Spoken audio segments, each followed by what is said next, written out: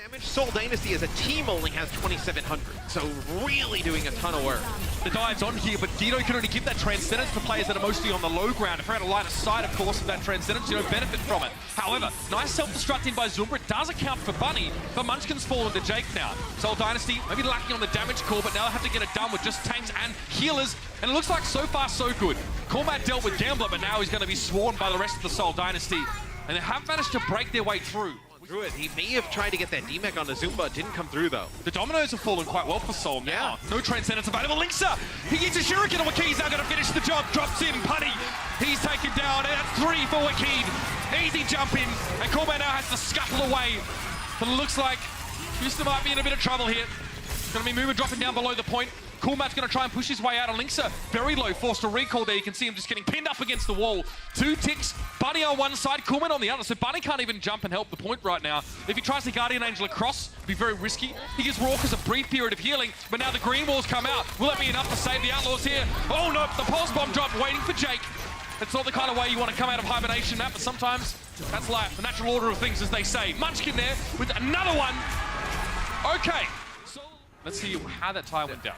So Zumba actually goes and scouts for the information. He gets quite weak, and Muma and Linkser dive in to go get the kill. Well, Gambler is too far forward, especially with Keith, who's pretty much out by the arch. So this could be dangerous now. The Dynasty had to make up this deficit. Munchkin starts off well by getting Coolmat, but Linkser's going to make it even worse. Munchkin can't get away, and the Blade will find its target. Linkser will be patient now, and Zumba won't be staggered because they need to capture the point. Obviously, they leave the mini deep. It'll be the Outlaws who unlock point B. This is the Jake pulse bomb.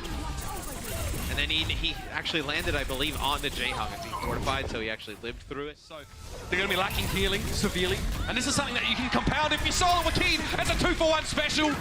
Linkser and Jake disintegrate under the pressure of that remote mine. And again, 37. Drops on Raucus, he's in deep trouble. There had to be a force of a transcendence. No, he didn't even have the chance to use that. Perhaps Raucus thought he could save it for later, but either way, he didn't hit that Q button, and he won't stay alive. Cormat is removed pretty quickly. Munchkin made sure of that. The pulse bomb dropped on and already ejecting Met, and the pilot was thrown out into the flames. Wakid's Riptire is removed by Jake, but now the Outlaws are not going to get to the point. That's a map 1. He's already gotten into the back lines here, so he's going to try and follow up JjoNak. There's a trap on the ground. That's obviously been laid there by Jake, but he's going to nimbly jump over it. They're going to straight into the back line. Jake's in. Oh, is he in big trouble? No, he's going to have old mate Fleta home by 10. Nicely done. However, still going to be Munchkin now. Just trying to recreate what London was doing. JjoNak ate a pulse bomb there. Didn't seem to give him too much indigestion. All right. Pulse bomb. Another one from Munchkin. Doesn't really find his target, but he's at least good with the blasters, man, so can't really fold him. Oh, he steals the pack away from Moon, and that's going to hurt. The Discord Orb making it far easier for Munchkin to finish off that kill. 3,400 to 1,600, but they've had a tough time keeping Raucus alive. Raucus with 6 deaths. He's getting picked off here by Fleta. I'm going to be honest, Matt. It doesn't look like... The jump back on in, and Muma body blocks him, like jumps and meets him in the air, so he's not able to get back. So this will be the double blaze. There's the one from Linkser. Yep. Now Gambler, can he get away? He sprouted himself some wings, and yeah, he does fly on away. Guido's been taken down by Muma though, but Linkser gets very little with that Dragon Blade, and Fleta might just do a bit better. He does! And 3 kills! That's what you're looking for if you're Seoul. This is how you stem the bleeding. Ironic that, of course, to stem the bleeding, you need to... Drops in the pulse bomb. Not really affected by that one at all, but Coolmat's going to get DC very early on in the fight, and Fleta again, another Dragon Blade! It's the return of Fleta! Or is it? Coolmat, we know him as Baby Diva extraordinaire. He does shut down the Dragon Blade somehow with a Bunny Blast. That's just extraordinary in and of itself. Link's just knocked away there. JjoNak is very angry and very buff. Been on that pre-workout, fam. He's got that real vascularity going on. Zuma manages to deal with Muma and Bunny there, and you can see that Jake is so low. He has to recall now, but Linkser is also about 20 HP. He's down. Overtime ticking. Is this happening? Yes, the Outlaws are being held out here, and the Bunny as well. This is a new look, Seoul. I have to say it, Matt. Free damage coming in from Fleta up in the high ground. The Deadeye doesn't connect with anything, but just pressures enough players, Matt. I mean, you forced them behind the pillar. That's as good as getting a kill, right? It was pretty tough for the Outlaws to come back from that. Very interesting that we actually see a Transcendence forced here. The Seoul Dynasty look to be enough ahead in the fight to not have to worry about it, but look, Houston took the point first, so they still have to go and get it. And they have done so now. The Outlaws get out to an early lead, but Fleta charges a very quick Deadeye. Lose a lot of that. So the point gets to be getting very close to cap by Munchkin, and it's going to be Guido with a kill on a Clockwork. As Guido's look quite good on the Zen today. It's going to be Linkser with his blade, seeing if he can find Fleta up in the sky. able to get one, not enough though. You see Fletter's so much safer playing this far than he was on the McCree, right? He's got that much of that immediately. Sees points low. That forces out an early sound barrier for the Houston Outlaws. They may have wanted to use it anyway, but it was definitely necessitated by the shot from Fletter. Direct hit on the point, and now we've got the fight on the point. Gloves are off, Matt. They're going ham. Straight down the chimney there. It is going to be Raucous. Take it down. Guess you've been on the naughty list this year. Santa not happy with you. Fletter now will sit back on the point with that barrage, man. Yeah, I was going to say, you may not even need it. He uses it for good measure to put Clockwork away. The point, Matt. The Outlaws haven't helped their case here. And now they'll use the Valkyrie here as Seoul Dynasty trying to put this one away. There goes Flutter into the hole. That'll be Mumu with a nice halt, sending him on through. Yeah, Munchkin with this Deadeye, though, could zone some players off. But look at this, it's going to be Guido on the flank. That self-destruct there. Won't do a whole lot from Cool Matt. Seoul have control of the point here. They're not going to leave it for any reason. It's a shutout. I guess they use a res to do that, Matt, but he kind of gets his neck back immediately. Oh, he drops that one in, doesn't he? Lynx is down.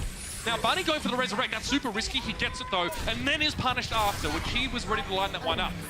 Sometimes you can get a 2-for-1 like that, Matt, right? You get a kill, you sort of bait out the resurrect, and then you punish the Mercy. So this will be that's why you would play a little bit further back. Maybe they want to challenge Seoul at the front. You know, maybe they kind of try and force JjoNak into... double self-destruct back. Maybe you try and force JjoNak into some mistakes. Wakid goes Genji, so you're going to have a Genji Widowmaker combination for now, with an Orisa main tank. I see, that was Wakid, man. That little low ground area. Be a Riptire that comes in from Jake as Wakid goes right through, so you get nothing from the Riptire. That'll be another self-destruct that comes in from Zumba. There goes Bonnie. So you do have Dragon Blade here, no support on the other side. You probably don't need it. And now you have the opportunity, if you're Seoul Dynasty, eventually shutting Jake down. There's nothing the Outlaws can do now to get that big burst damage in over the fight.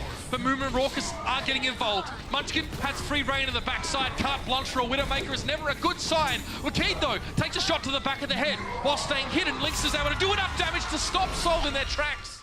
Maybe use a self-destruct, catch him out here in the open. Oh, there it is. Or just have Munchkin dome people. Lisa should know he's there. The call should have gone out. Munchkin can't quite thread the needle and is punished for it. Now Gambler, yeah, he's going to go resurrect duty. He knows he needs to bring Munchkin back. Jake will also be returned to the fray. Now JjoNak is very quickly going to use that fortifier, but he actually had a barrier to protect himself from the self-destruct. Lisa died to Guido, by the way, so Guido goes deep with the hook and finds himself the Widowmaker. But Houston now start to run over the top. This is what they need right now. Cool Matt getting in there. 3 kills for him. Wrap around and cause some problems for Guido here. Does hit Guido with that remote mine, but doesn't knock him onto the low ground. Guido still has the perch position. Now Outlaws are pushing through. There's that momentum. Roadhog will create that. Fuck you, Raucous! Not only Raucous, but Rowdy as well. Great hook. And that's when Seoul Dynasty decides to use Valkyrie. Wow. Jake has the infra sight, so he knows where to send this one. Airmail straight to Gambler and Guido's domes. And now they'll get the job done. Beautiful turnaround by JjoNak. They're getting both Linkser and Banny. A lot of value there, and the fight will continue as such. Raucous being swings here. Perhaps we need to be a little bit less aggressive, Seoul. Do they back up? No, they got Linkser. That's going to be nasty for the Outlaws now, lacking that extra damage. JjoNak bounds on in. Bunny's not affected by the pulse bomb. Wakid's above the fight. He's trying to get away from the licking tendrils of the Tesla gun from Muma. Wakid uncontested in the backside. Muma trying to get rid of JjoNak, but JjoNak doesn't care. He's not a coward. He jumps in there and he gets that primer raised. Now it's just Jake on the payload, desperately trying to keep this running. Raucous off on the side, but he's too fragile. And Seoul Dynasty complete the 4-0 over a wavering and beleaguered. Check out our website at actionesports.com to stay up to date on the latest matches, highlights, and more. From scores, match history, and specific game info, we've got you covered for all things Overwatch esports. If you enjoyed this video, don't forget to check out our channel for more action-packed content. Also, like and share this video, and click the subscribe button to join our notification squad. Thanks for watching.